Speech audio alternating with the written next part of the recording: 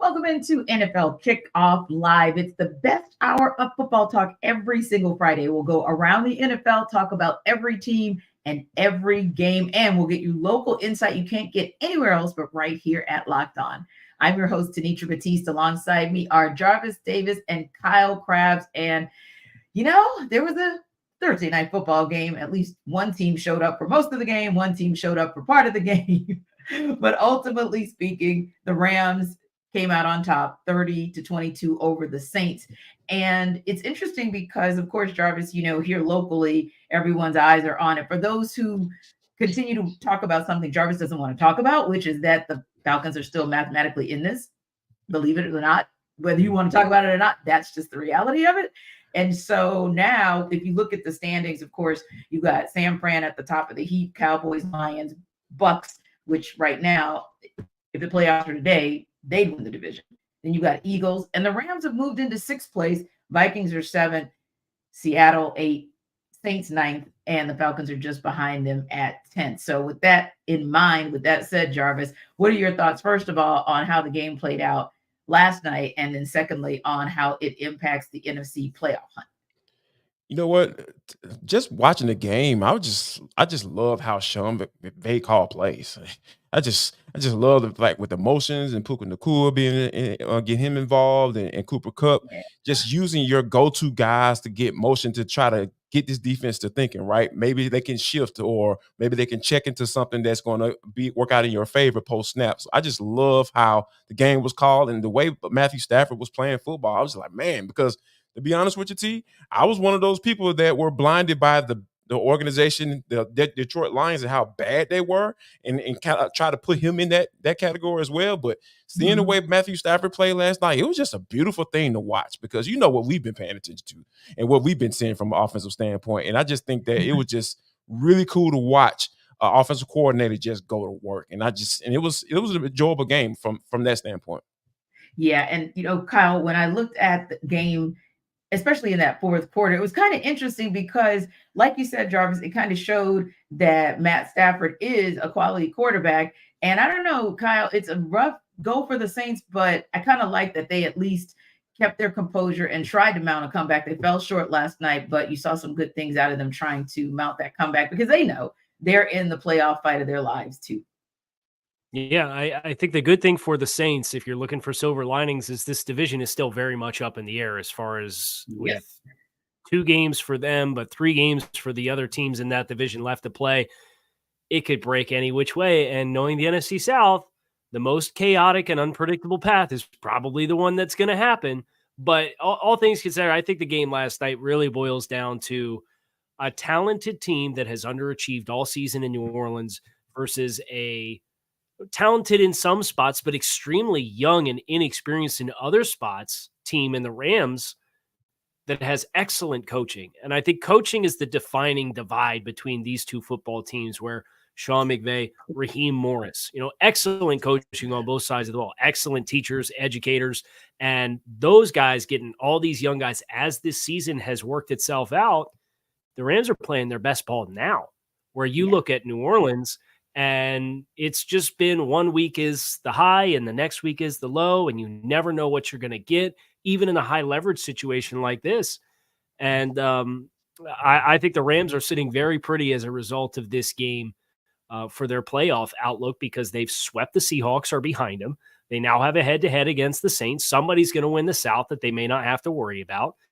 And they've done a really nice job here these last couple weeks, even in the loss that they took against Baltimore, where they're looking like a team that's going to be a tough out in the NFC playoffs. Yeah. And to be honest, to add to what you're saying, Kyle, because when you talk about coming down the stretch, going into the playoffs, it's all about quarterback play, right? For the most part, those are that's a driving force. And when you look at what the way Stafford been playing the last 4 games, he's had at least 2 touchdowns in 4 straight games with no picks. And it just goes to show you as to why they've been on this run as of late. And it just really just puts it in perspective as to how important a quarterback is in today's NFL. And Matthew Stafford has just been really clicking a lot lately. And to see how they've been cooking as of late, you're just like, okay, this is one of the teams that you might need to start considering. Hey, they might be able to make some noise once they get into the playoffs. And JD, I want to follow up off that too. Late season football is about what? Defense and running the ball. Kyren Williams. Can we talk about Kyren Williams? Absolutely. You talk about Matthew Stafford and his offensive performances over the last 4 weeks. They played 4 games in December. And here's Kyren Williams' touches. 24 for 112 and a touchdown, 28 for 113, 32 for 155 and a touchdown, and 22 for 104 and a touchdown. He is balling out. They got a gem of a player there in Kyren Williams, which is super cool because he's a little bit of an undersized back coming out of Notre Dame, ran 4.7, and everybody got scared. Tape don't lie. He could ball at Notre Dame. He's balling for Sean McVay. No question there. And I think it's a really cool layer that they have this multifaceted now Cooper Kupp and Puka Nacua as these wide receivers on the outside, but they're showing an ability to run the ball too. They're going to be tough out offensively for any team. Scary balance is what you need to watch out for. Scary balance. Right. And when you look at going back to the standings right now, you guys are talking about, yes, the Rams are absolutely trending up. And we already know what the top of the NFC looks like. But sort of when you go to the bottom of the NFC, like right in that clusterfuffle that we've been talking about, we'll go to the clusterfuffle under the Rams. You've got the Vikings. You've got the Seahawks. You've got the Saints. You have the Falcons. And you have the Packers. I'd probably stop right there, although maybe Allie would like me to throw in the Giants as well with a super outside chance. We don't need to do all that. Right. Yeah, sorry. Yeah. But it's really the clusterfuffle of teams that are 6-win teams and 7-win teams, if we're being honest, for the ones who are clamoring for those last playoff spots. So when you hear that cluster and thinking about the criteria that you guys have just given, that it's a defense that's playing lights out, you have a rushing attack that's starting to pick up, and either an efficient, if not a great guy under center. Exactly where do you see this thing wrapping up in these next couple of weeks in the NFC? For me, one thing that stands out is I know Minnesota's in this spot at 7-7, and they're on Nick Mullins at quarterback. And Brian Flores is calling a heck of a defense this year for them. I know they're a little lean as far as what they actually have at corner, but those guys are playing on the island and doing pretty good when they go with their zero looks. It's a lot of fun. But they go Detroit twice and Green Bay with their final 3 games. They're sitting at 7-7. I don't like that close for them, especially when you contrast it with Seattle stealing the Monday night game last week against Philadelphia to get them back to 507-7 as a part of their brutal stretch of games. I think that week 15 Monday night football game is enough for me to team that wants to run the ball and be physical and try to get turnovers on defense. I look at Seattle as the other team that's kind of in that cluster that I probably trust the most. And I think they have a softer schedule than what Minnesota does down the stretch too. I'll probably have to go with the Rams. Like I said, I'm gonna stay with the Rams because I'm sold. I like what I saw last night. Now they have the Giants coming up, so we know what's going to happen in that game, and then they close the season out against the 49ers. So that's definitely going to be a task, and that's definitely going to be a nice test as you get ready to get ramped up for the playoffs. So I think that the Rams, like that balance is scary. Like when you talking about, because Sean McVay want to be able to sling the ball around, and of course you can do that with a guy like Matthew Stafford at the helm.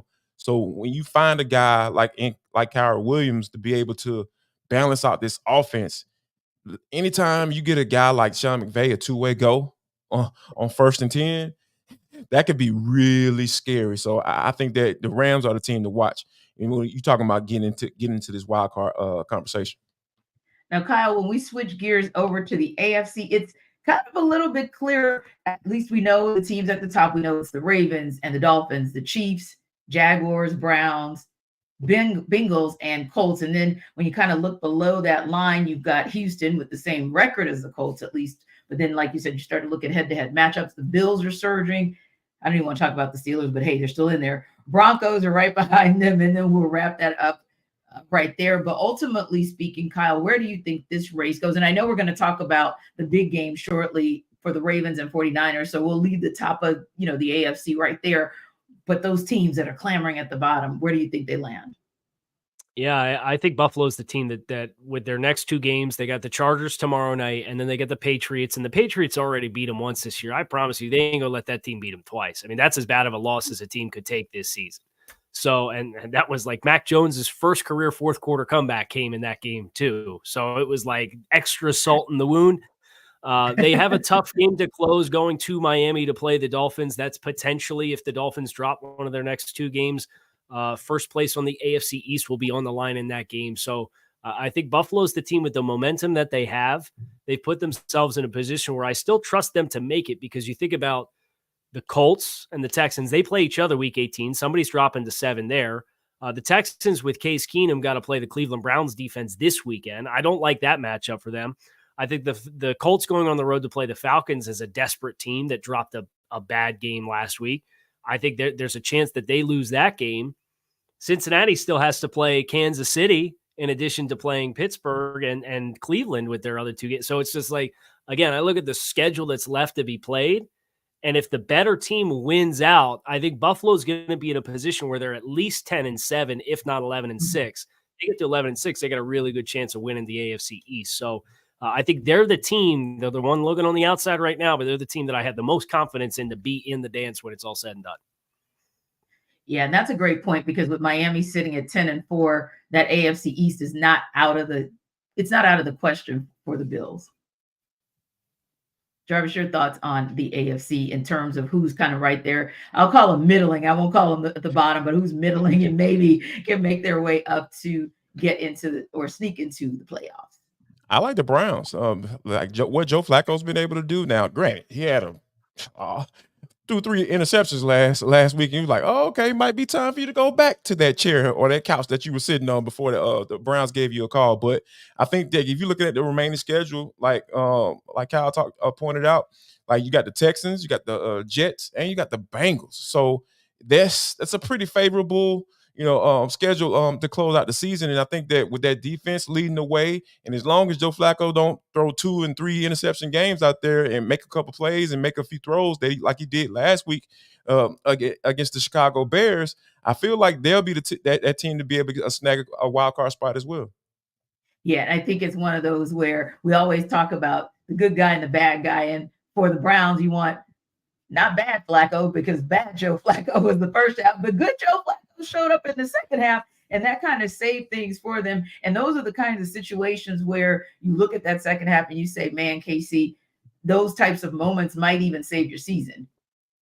Yeah, for sure. And for Cleveland specifically, with all of the injuries, not just at quarterback either, but Nick Chubb went down. I think they're on like their 5th offensive tackles playing for them right now. They have just been relentlessly hammered with injuries all season long. And to have a vet who's kind of been there, done that, he's got a little bit of the Jay Cutler gene right now. Like, who cares? I just got here off the couch. I'm going to let it rip. And it brings like a looseness to that moment for Cleveland.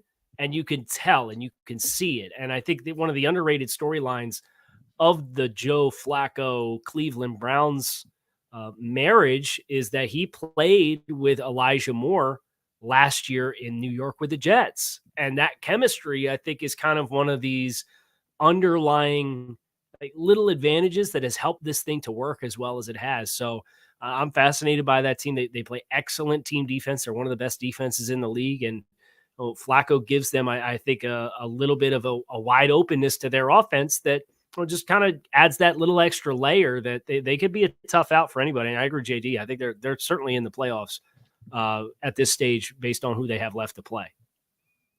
Well, coming up next, we're going to talk about Joe Flacco's old, like back in the day, old team when we talk about the showdown between the Ravens and the 49ers. That's coming up. That's our game of the week. But before we get there, you might want to pay attention to what Jarvis has to say.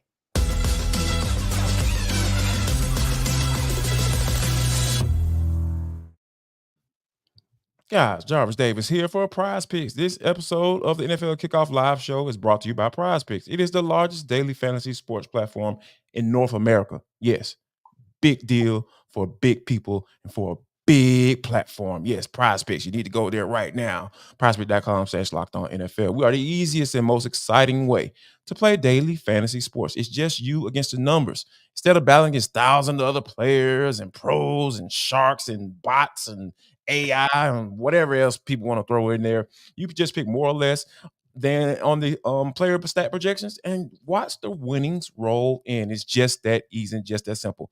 So here's another little cool thing you can do also.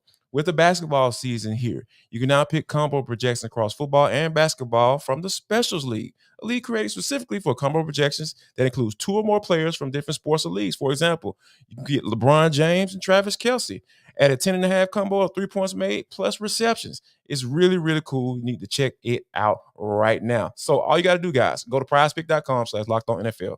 prizepick.com/lockedonnfl and use code lockedonnfl for a first deposit match up to $100. Prize Picks is daily fantasy sports made easy.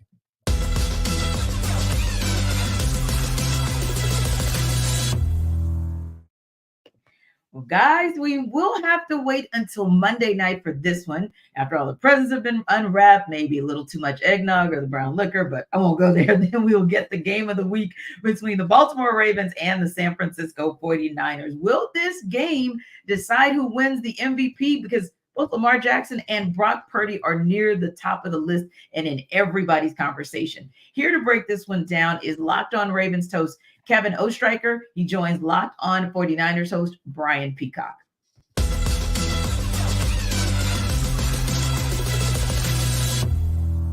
Looking at that FanDuel line, 49ers at home favored by 5.5. What do you think about that line, and what's this path to Baltimore victory for you?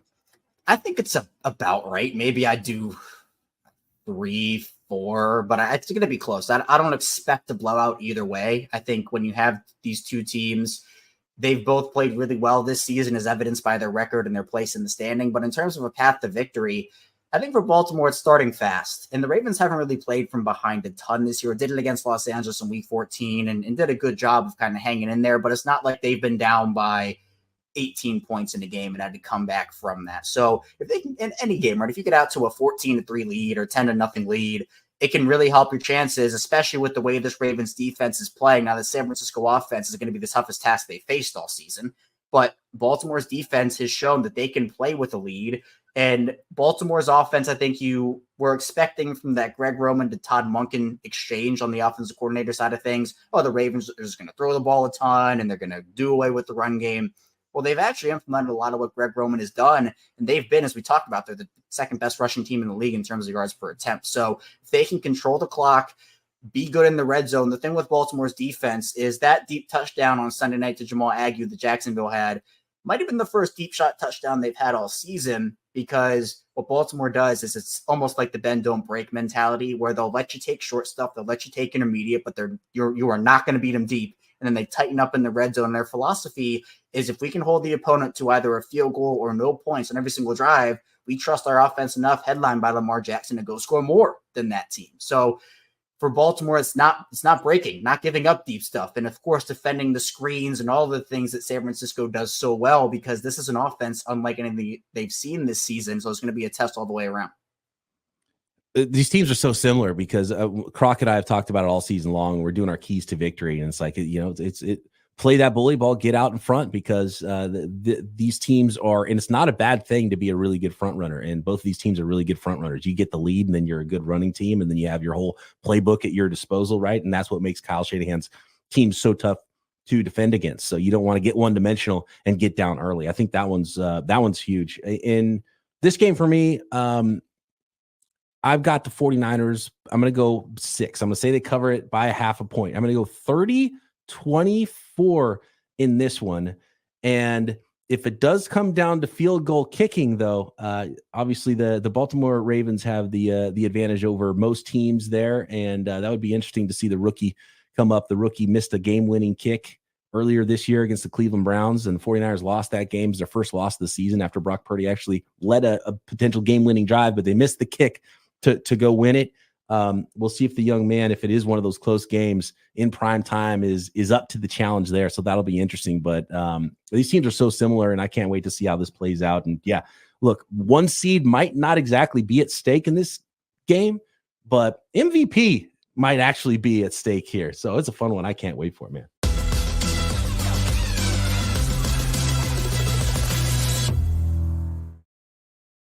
Yeah, a lot of eyes are going to be on this particular game because you do have the number one seeds there, and you have two teams that have probably played the most consistently throughout this season. So, yeah, very intriguing matchup. And I know that the guys mentioned that whole MVP race, and we'll talk a little bit more about that. We'll dive into it a little bit later. But ultimately speaking, again, you've got a Ravens team that's won 4 in a row. You have a San Francisco 49ers team that's won 6 in a row. So you really are battling. You really are going to see a battle of the two best teams, Kyle, and you're going to see a battle of two teams that are eerily similar in how they approach the game.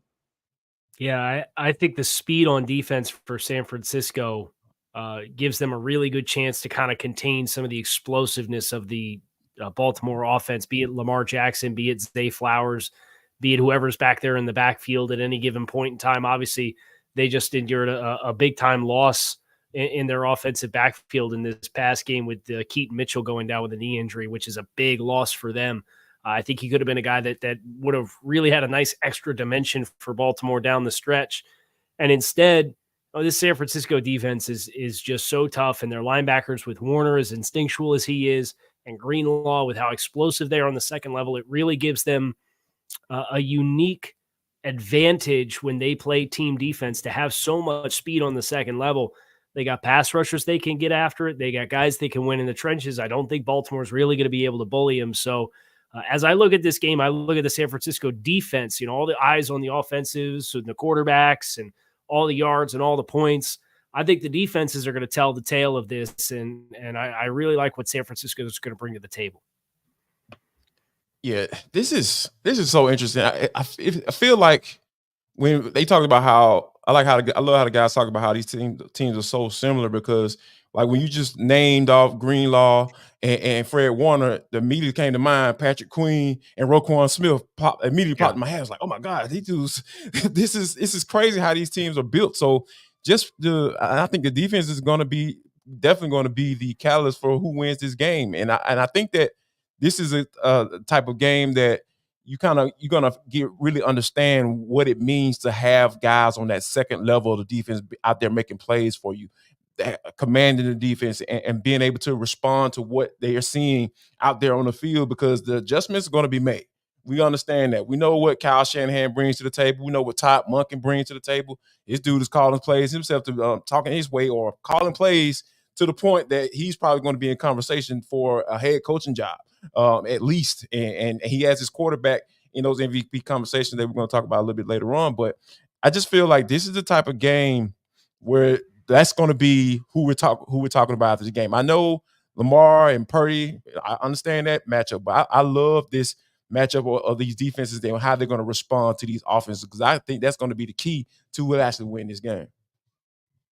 Yeah, you think about that chess match that can go back and forth between Shanahan and Harbaugh, and you love to see it. And so I'm thinking, like, Brian was mentioning how his prediction was 30-24, right? Predicting a very, very close game. But I'm thinking, Kyle, is this one of those games where one of these teams surges ahead, the other kind of comes back, and then whoever has the ball last wins? Like, what kind of battle do you kind of see in this game?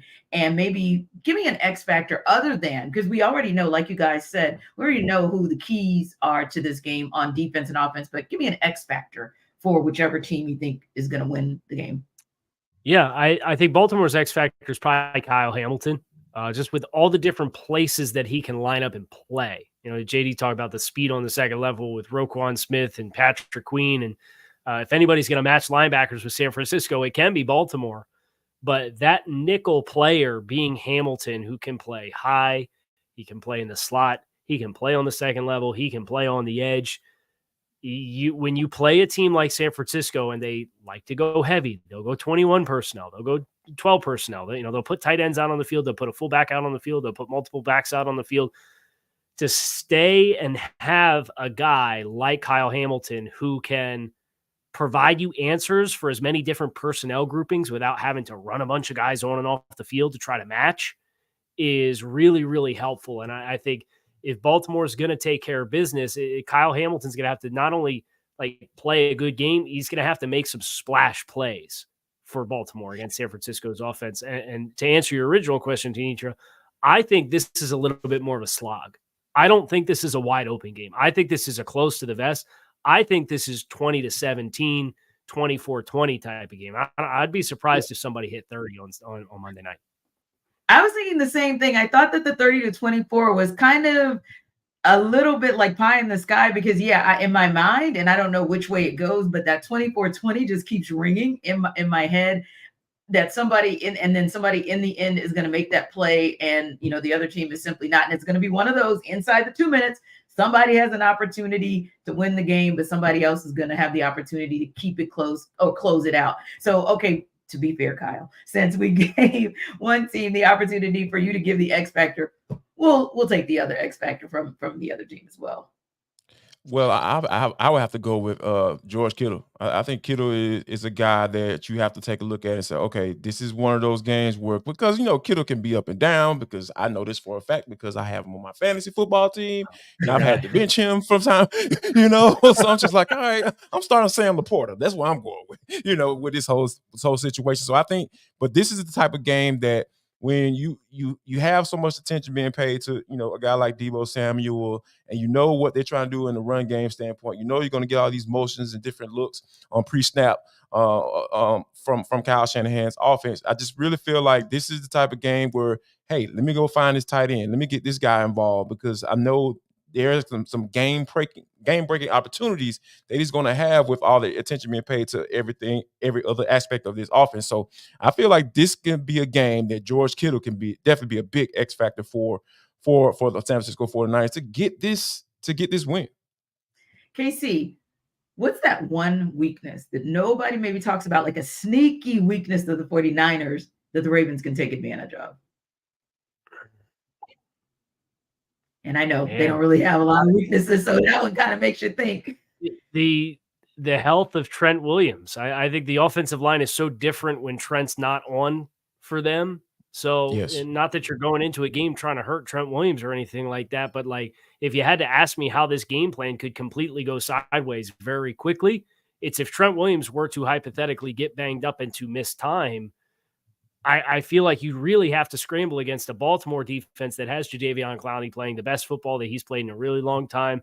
They got Justin Madubuike with 12 sacks this year, who's playing absolutely lights out. It's been really impressive to see the leap that he's made. So maybe not something that Baltimore could directly exploit, but something that, the 3 games that they lost, he went out there for them, and it showed in a big way. I think they're a totally different team. If you had to list a non-skill player and with the best case to be made for MVP, Trent Williams probably that dude, because of just how different that offensive line and that offense looked without him on the field. Indeed. And what about the Ravens, Jarvis? Kind of what's that sneaky weakness of theirs, or if some player or something goes wrong, where can the 49ers maybe, and I'll use exploit loosely, but where can the 49ers kind of take advantage of that? I mean, this may be a little stereotypical or obvious answer. It's the Ravens wide receiver group, right? Like if they're able to get up there and challenge those wide receivers and be able to play some man coverage and come down, put another man in the box and try to figure out what Todd Monken's how they're gonna attack him, with Keith Mitchell being out of the equation. I think that is going to be something that they can really take advantage of. These wide receivers don't get out there and make sure they're beating that man coverage or making sure San Fran isn't bringing that extra safety down into the box and giving those 8-man boxes. Those, I feel like that's the way they can take advantage of them if those wide receivers aren't out there making plays and doing what they're supposed to do. And one more question for you guys before you wrap up. KC, first is this, and we know that it could be a Super Bowl preview, but do you feel like this is probably the Super Bowl preview? I'll fade it. I'll take the field. And some of that's just law of averages. If you give me all the other combinations versus this one, statistically speaking, you're probably going to have a better chance of taking the field. But I think the AFC is so highly competitive, and I don't see Baltimore winning this game. And then they have Miami the following week, where they really run the risk of, like, if you lose that game, do you end up the 3 seed? Yeah. And you feel like there's probably 4 or 5 teams in the AFC that you feel like have a legitimate case to be made that they're going to be playing their best ball at the right time of year and get hot. I think San Francisco has a really good chance to be the NFC representative. But I just think the AFC there's a lot of parity with the top teams. KC's not the team that they've been in the past. So I'll take the field as far as, just the various amount of outcomes that you may end up seeing out of the AFC. And I think that's fair because, like you said, I mean, the Dolphins have been playing for the most part really solid football, and the Chiefs are still the Super Bowl champions. So at any time, if they ever get it together between now and the postseason, they could definitely be quite dangerous, like we always see them. And what would you say, Jarvis? Like, is this I know it's a realistic preview, but is it the preview of the Super Bowl? It could be, because like anytime you have guys who can potentially be MVP candidates up under the center, I really feel like that can be a catalyst for you going to the Super Bowl, and I really feel like that's one that this is going to be. We got to talk about two good head coaches. We're talking about a guy in John Harbaugh who has been there before. He knows what it means, and this would be a Super Bowl rematch. Hopefully the lights work if they were to face each other in the Super Bowl, so they don't go out during the game. So I think this is something that I think this might be a nice little sneak preview into what could be out in Las Vegas. So yeah, I wouldn't surprise me at all if these guys end up in the big game. We shall see. It'll be an interesting matchup on Monday. Can't wait for us to have the opportunity to talk about it. Now, when we come back, we're going to have some more deep dives into some of the best games this coming weekend. But first, Jarvis is here to tell you guys about DoorDash.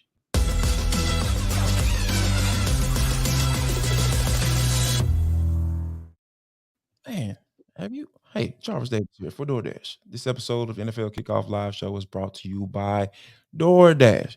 If you've been sitting here watching us, or if you've been sitting at home on a good Sunday and your stomach just start to rumble and it just rumble in the jungle, it's like, rah, rah, rah, rah, rah, rah. You know what you need to do? You need to go to DoorDash because you can get up to 50% off a $10 value when you spend $15 or more on your first order. All you got to do is just download the app and enter code LOCK23 because they have so many options right there for you. I'm talking about pizza, wings, sodas, burgers, buns, whatever you need. They have it right there for you. You can even, get some chips, some dips, some nachos. You're trying to get ready for the Super Bowl like we were just talking about.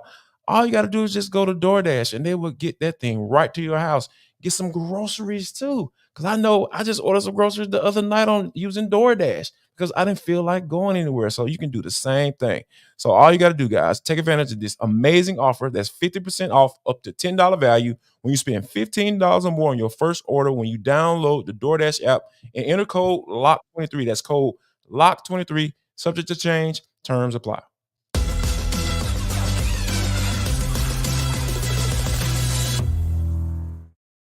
We got a little bit of Saturday afternoon football going on this weekend. It's a battle of AFC North backup quarterbacks. The Pittsburgh Steelers are currently 2.5-point underdogs in that matchup. And here's Chris Carter from Locked On Steelers to sell you why the Steelers can cover the spread. I'm Chris Carter of the Locked On Steelers podcast. If the Pittsburgh Steelers are going to cover the 2.5-point spread against the Cincinnati Bengals, the Bengals being favorites in that matchup, the Steelers have to turn around a lot of trends that they've shown in recent games. The Steelers started off the season 7-4, riding high, looking like they had a chance to maybe win the division. Since then, they have been 0-3, and you've seen some terrible trends go against them. After in their first 10 games, the Steelers had given up a total of 8 turnovers in those 10 games. Since then, in the last 4 games, they've given up 6 turnovers. That trend has to change. The Steelers have been a team that when they were at their best, they were among the best turnover differential in the NFL. That has since changed, and now you're seeing the results in their 3-game losing streaks, all to opponents who were teams that the Steelers should have beaten if you looked at their team. Now, they're also a team that's extremely banged up, and they're a team right now that's lacking any of their starting safeties or any of their top backup safeties. They're down to Patrick Peterson and Eric Rowe, a guy they promoted off of the practice squad after signing him to come off the couch just a little bit ago. So their secondary is going to have a lot of problems. They're going to have to communicate a lot. They're going to have to play some basic looks a lot. That means that TJ Watt in that defensive front is going to have to be very disruptive against the Bengals. And on the flip side, the Steelers with Mason Rudolph, they're going to just have to possess the football. They're going to have to run the ball, and that's another trend that they'll have to turn around. The last 2 games, the Steelers have rushed for under 100 yards in each performance. In the 5 games before that, over 130 yards in every single contest. They have to turn around the turnovers. They have to turn around the run game, and they have to get the defense back to playing at a higher level. All those things can happen if they play the Bengals, but it's a hard time seeing that after the last 3 performances that they have and the injuries that have mounted up for them. The one thing I will say that could hit is the over-under being set at 38.5 points. The Bengals defense is also dealing with some injuries with DJ Reader out on the defensive front. The Steelers dealing with a lot of injuries on their defensive side. This could hit that over at 38.5 points. Bet on that. But if you're looking to bet on the Steelers, you're betting on them turning around a lot of things late in the season where they've been struggling over the past 3 weeks. That would be a long stretch, but we've seen crazier things happen in the NFL. I don't think there's anything crazier than that, but okay, Chris. So when you think about where the Steelers are, I literally think Chris outlined 17 things that have to happen for the Steelers to win this game. And I don't disagree with him. The challenge is that probably 2 of those 17 can actually happen. That's the biggest challenge there. And you look at, you've got 2 backup quarterbacks, but let's be real. Jake Browning, that's a solid backup quarterback. That's a backup quarterback that, he kind of started off shaky. And actually the last game that he started in or played in and the Bengals lost, it was against the Steelers. But Kyle, this is a really, really far stretch because, of course, also Jake Browning has won his last 3 games. First of all, Chris has the audacity to look at America in the eyes and tell them to bet the over on a Pittsburgh Steelers game. I don't care if it's in the 30s. Pittsburgh scored 13, 18, 10, 16, 10. That's the last 5 games of offense for Pittsburgh. I don't think so. I'm taking the under on 36 or 38, whatever it is. But as far as the game itself goes, they just feel like they're 2 teams going in opposite directions, right? Like Cincinnati has found a way to get hot. I think the one wild card for this game is Jamar Chase and his injury, but you saw T. Higgins step up, and T. Higgins makes the play of the game last week against Minnesota where he catches that ball right on the sideline, makes the decision to kind of extend the ball out to get it over the plane of the end zone, risks fumbling into the end zone, which would have been a turnover. Like a really, really, really good play. And I think Cincinnati has done a good job as their offense has had to evolve in putting their skill players in position to be successful and make plays. Where I contrast that with Pittsburgh, and regardless of whether you fired Matt Canada or not, it just feels like we're trying to do the same things and just wait for the light bulb to come on. And that for me, it's just not working. It's not clicking. And then you have effort problems. I don't care if George Pickens was trying to not get his leg broke like Tank Dell was along the goal line when he's blocking. He chose not to block a defensive back on the goal line that prevented his team from scoring a touchdown. And like that stuff happens every week. It's just we're getting close to the end. You can see the light at the end of the tunnel is getting bigger. Okay, week 18's almost here. I see Pittsburgh continuing on their trend, and I see Cincinnati continuing on theirs personally. Yeah, I would say the same. And Jarvis, when you look at, just like Kyle said, you look at the Bengals kind of rallying in all different ways, right? They are winning games in all different ways. Pittsburgh's kind of losing games the same way. They're losing games the same way as they did before Matt Canada's departure. You look at what happened just last week, and it's like, okay, if Mason Rudolph is supposed to be the answer, if Kenny Pickett, in the absence of Kenny Pickett, and God forbid it's Mitchell Trubisky, but I mean, that alone is kind of scary in terms of what the Steelers can do, not just this week, but really for the rest of the season. And what's even more scary, T, last week, Mason Rudolph threw his first pass in the NFL since 2021 against the Kansas City Chiefs. Yes. Dude wasn't even in the league last year. So, yeah, this is like, I know there would have been 58 different starting quarterbacks in the season, working on 59 more than likely if Zach Wilson decides to if Zach Wilson doesn't play. This is just not a good look. And when you have, Mike Tomlin and the rumors of people talking about they might part ways, or might be time for him to move on, and all this stuff, it's just and George Pickens talking about he doesn't want to block. I've never heard of anybody saying something like this out loud. Yeah. Like, I didn't block because, and you weren't hurt or dead. I just don't. It's the type of things that Mike Tomlin has had to deal with in his locker room. It comes from that wide receiver group. I don't know what it is about wide receivers in the Pittsburgh Steelers. Like, they just love guys. Hey, we'll take a chance on them. Come on down. You got talent. Come on down. And It's just too many things going on. Like you talk about, throughout this season on the show, when so many the off the field storylines are dominating the on the field or storylines, it's not a good situation. And I think that when you think about what the adverse to that is the Cincinnati Bengals. Joe Burrow gets hurt. Oh my! People expect everything to go downhill, but like you said, Jake Browning just been coming here, just being solid, doing what he's supposed to do. Yeah, he's made some mistakes, but they've been able to rally around him, saying, "Okay, we got you, man. We're gonna make plays for you." So when you have those type of things going on in Cincy, like, we understand exactly what's about to go down on this game, because this is the time of the year where things are going to get real tight, and we understand the teams that are shining right now. They understand the assignment, and we're going to continue to see that as we go along.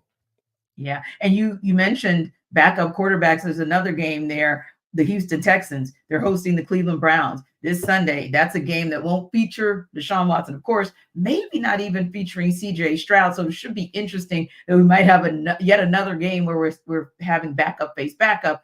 But our Locked On Texans host is here to sell you why the Texans can cover as 2.5-point underdogs.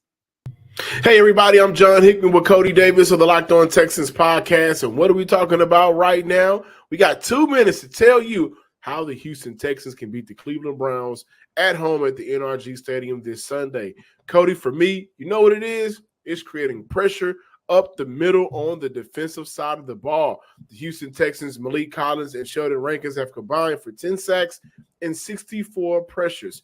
The guards for the Cleveland Browns, they've allowed 10 sacks on the year, nearly 50 pressures and 40 hurries. I think for Houston, they're going to call upon Malik Collins and Sheldon Rankins, Khalil Davis, and newly signed defensive tackle Tyler Tart, who was signed and claimed from the Tennessee Titans. They're going to call upon those 4 guys to really start the engine in creating pressure, getting after Joe Flacco, who, by the way, with 2.5 seconds or less, he will throw an interception with 4 on the year with 2.5 seconds left, just becoming the Brown starter. And he's not a mobile quarterback. You'll be able to get after him and get him on the ground. So I think it's going to start up front, in the middle, and the rest of that prosperity will be spread amongst the rest of the defense. Also, Christian Harris, it is his job to stop David Njoku. Well, everything that you just said, it all comes down for one word for me, and that's consistency, because everything that you say is the same thing that we said about how they can beat the Atlanta Falcons, how they could beat the Carolina Panthers, and how they can beat the New York Jets. And at the end of the day, the Houston Texans did lose all 3 of those games. So hopefully they can replicate the same success that they had against the Tennessee Titans on the defensive side of the ball. Thank you guys for checking this out. Be sure to subscribe, like, and comment to the Locked On Texans podcast on YouTube or wherever you get your podcasts. See you Sunday. Well, guys, this is another interesting one. Just kind of looking at the reports coming out of Houston. CJ Stroud did not practice today. He is still in the concussion protocol, so he's not likely to go on Saturday. So this game is going to be won by some backup. And it's kind of names we're familiar with, right? Case Keenum, Joe Flacco. One of those guys is going to have to turn back the clock, the hands of time for Sunday, and get a win out of this game. Who's it going to be, guys? Wow, I would have to say it probably would end up being the Browns, because I trust their defense a little bit more. Okay. Well, a lot more than the Texas defense, because I feel like Joe, if he can not turn the ball over like he did last week I against the Bears, I really feel like this can be a game where just go out there and just make the play. Don't try to force it, because when you're going up against a team like the Texans, like like John mentioned, hey, or Cody mentioned, these guys lost to the Falcons, and you know that what they bring to the table, the inconsistency that team brings to the table. So all those things kind of boil down to, hey, who can make the least amount of mistakes? And I think that could definitely be the Browns, given how they've been playing on the defense side of the football overall. Indeed. And Kyle, when you look at this matchup, how do you see it? Do you see it as one where the Texans can cover the 2.5-point underdogs? It's such a small line. It's such a small line that I think probably not. I agree with JD as far as like Cleveland's outlook for the game. Because it's not just CJ Stroud, right? Like Nico Collins has missed the last few weeks. I know he sounds optimistic, like he's going to play this week, but nevertheless, it's Tank Dell's down, and Nico Collins has missed time, and now he's coming back, and Case Keenum's throwing the football. So there's just a lot in flux, and I think if you're going to have success against that Cleveland defense, you have to be well-rounded to do it. And I'm just not sure they have enough in the tank. And look, I have a really hard time shaking the loss that they took to the Jets 2 weeks ago too, where that was a team that showed a lot of youth and inexperience in that moment, I thought. And now you are in the midst of a divisional race. You have a lot of injuries impacting major elements.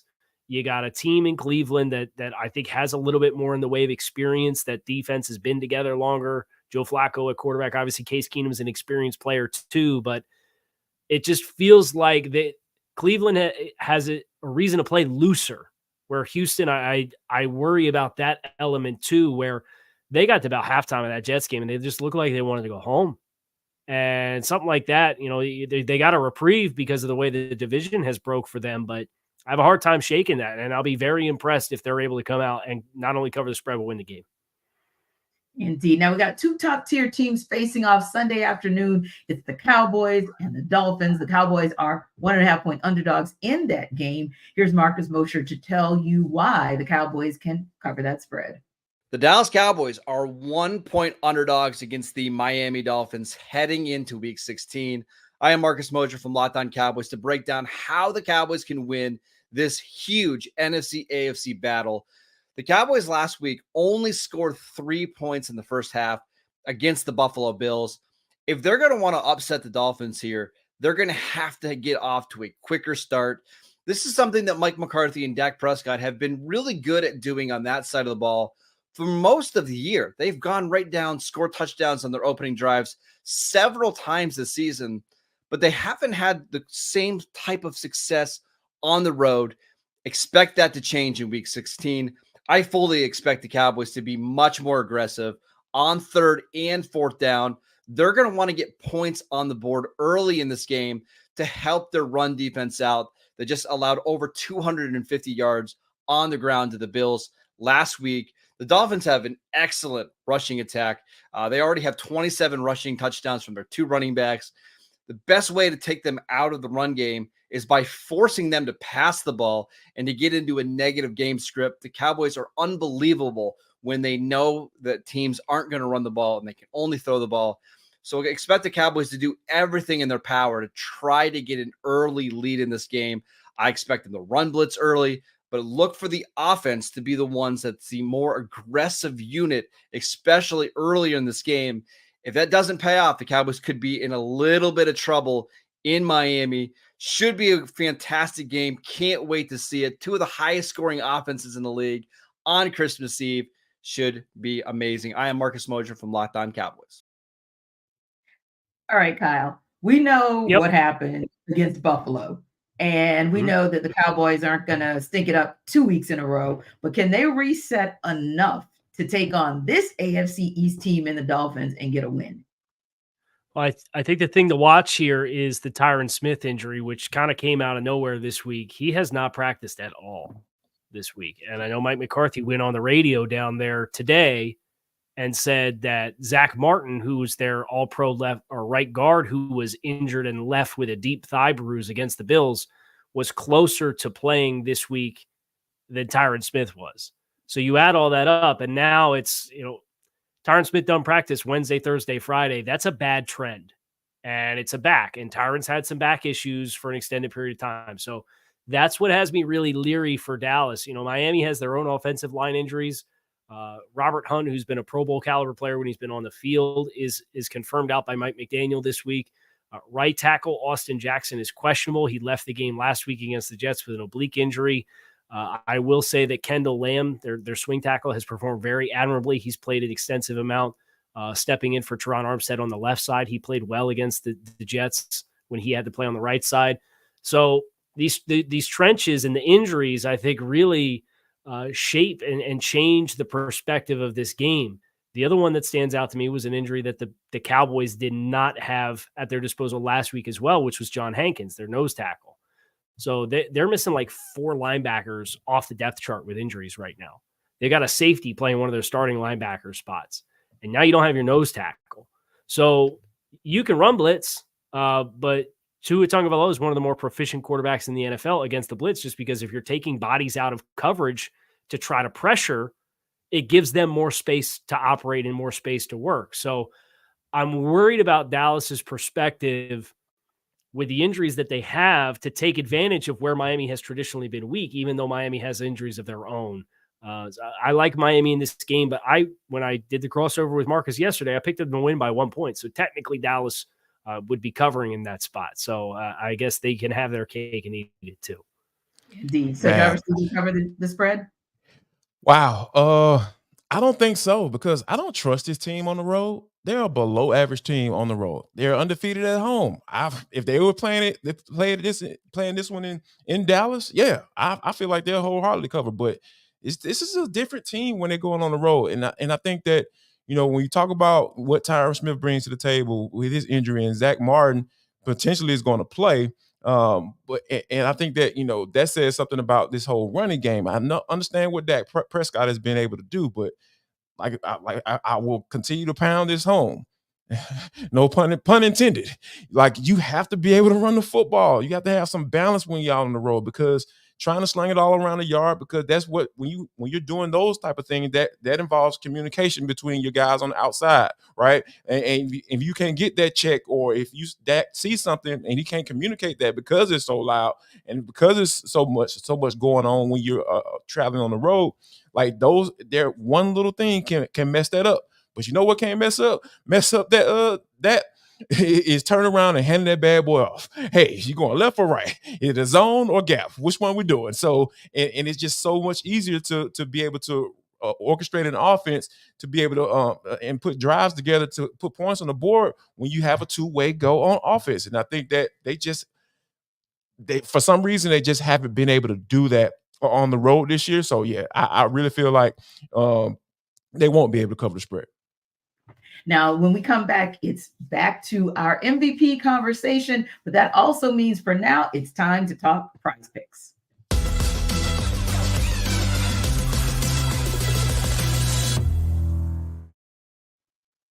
Jarvis Davis here for Prize Picks. This episode of the NFL Kickoff Live Show is brought to you by Prize Picks. It is the largest daily fantasy sports platform in North America. Yeah, we're kind of a big deal over here. It is the easiest and most exciting way to play daily fantasy sports. Instead of going up against the sharks and pros and guys like Kyle Krabs who know everything about NFL football, all you're doing is just picking against the spread, more or less, on the stat projections, and watch the winnings roll in. I'm telling you, there's another little cool feature that we have over here. Is the basketball season. We know it's pumping, guys. We're about a fourth of the way through the season already. Wow, time flies. You can now pick combo projections across football and basketball from the Specials League, a league created specifically for combo projections that includes 2 or more players from different sports or leagues. For example, you can get LeBron James plus Travis Kelce at a 10.5 combo of 3 points made plus reception. So, guys, I'm telling you, all you got to do is go to prizepicks.com/LockedOnNFL, prizepicks.com/LockedOnNFL, and use code LockedOnNFL for a first deposit match up to $100. Prize Picks is daily fantasy sports made easy.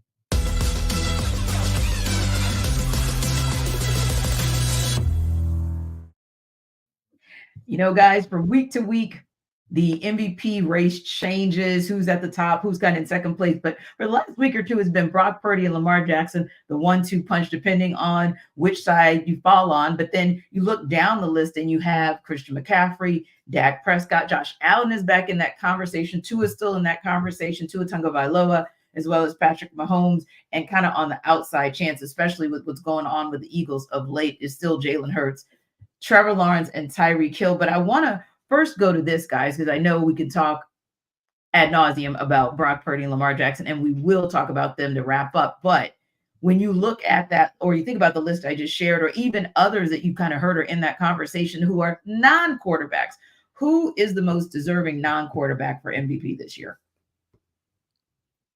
Would you say, Jarvis? I would probably have to go with Christian McCaffrey. It's just the way he's been able to stabilize that offense. I understand, Trent Williams is a guy, but I can make a case for him being the MVP. But offensive lineman will never win that award because it's just how it works right now. But I think that a guy who benefited from him being in that lineup, and you can really understand how dangerous this offense could be, is when Christian McCaffrey got that bad boy rolling, because they can turn around and hand it off to him, or they can put him in motion and line him up in a slide and throw it to him. Like, however you get him football, you can do that with him. And I think that he's just been a very strong candidate to be able to be that guy who should at least have some consideration. And I think he will definitely have the consideration, but it is a hard mountain and a long mountain to climb, because no running backs won that MVP award since 2012. Of course, that was Adrian Peterson. Yep. And before that, you look at LaDainian Tomlinson in 2006, and then Sean Alexander in 2005. So it's going to be a tall task for him to get that. But Kyle, besides maybe Christian McCaffrey, what other non-QB can you see having a very viable and can make a very viable case for MVP? Well, I think the absence of Tyreek Hill last week is a double-edged sword, because the Dolphins scored 30 points on the Jets without Tyreek Hill. So on one hand, in spite of the narrative that Tyreek Hill makes Tua Tagovailoa and all that, they go out, they have that kind of offensive performance against the Jets without Tyreek. Maybe that hurts his argument a little bit.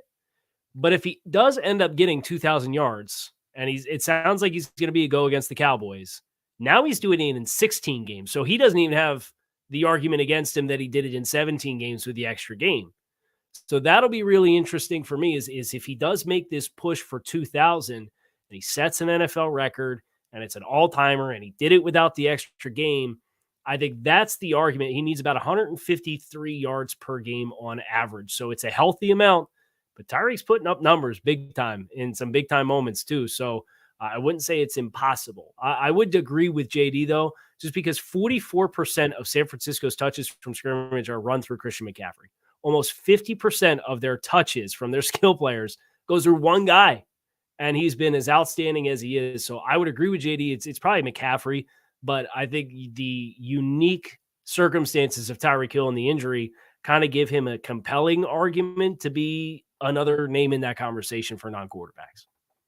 Yeah, and he would be making absolute history because no wide receiver has ever won the NFL MVP. So it would be interesting. He'd have a great argument. He'd have a great case. But I think with Brock Purdy doing what he's been able to do, that could be a very challenging case to make. And with Lamar Jackson, it was so interesting. A year ago, we know what situation was between Lamar Jackson and the Ravens. Now this team is sitting at the top of the AFC, Jarvis, and he is poised for another MVP. Amazing.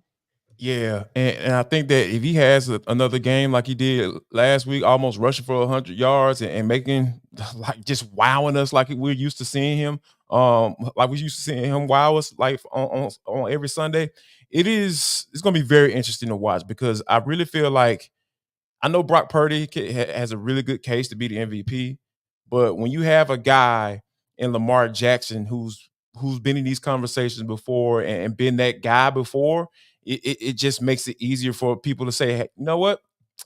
This reminds me of that year, or this reminds me of an MVP caliber player that's already a name in this league. And we know that people are going to follow the names. And I think Lamar Jackson, if he continues to play like he did last week, I really feel like this is going to be his trophy to win.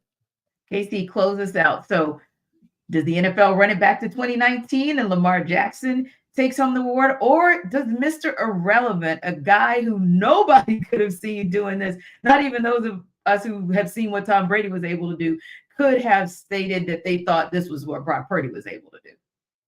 Yeah, I think Baltimore's going to have to finish strong. We've talked about their strength of schedule to close, and I think if they drop games If they drop two of the last 3 games, I think there's a very realistic chance that hurts. Case in point, look at what Dak Prescott's MVP odds did after the loss against Buffalo. And granted, he looked horrible in the game, right? Like Buffalo had him, didn't know his from a hole in the ground for the majority of that football game until the last drive of the game, just to get down there and get in the end zone. But that would be my concern for Baltimore, is if they fade down the stretch, is they got a couple tough games to close. I think that would really hurt his case. And I think that starts. I don't think they win on Monday night against San Francisco. So I think your only worry is does Brock Purdy and Christian McCaffrey split votes amongst voters as far as the perception of San Francisco, in which case you may see a team say the Bills run the table and they win the East, and Josh Allen is Superman back there. And I know he threw 15 passes against Dallas, but they don't have a particularly good supporting cast around him right now. I think that's the one where like the raw statistical production may end up lining up if they do run the table and they make this miraculous comeback from being 6-6. That's the interesting dark horse. But I would say if San Francisco runs the table, and I expect that they will, that I do probably think Purdy would end up getting the vote. We'll see what happens Monday night. Ravens, Niners. Thank you guys for stopping by. Have a Merry Christmas, and we will see you on the other side.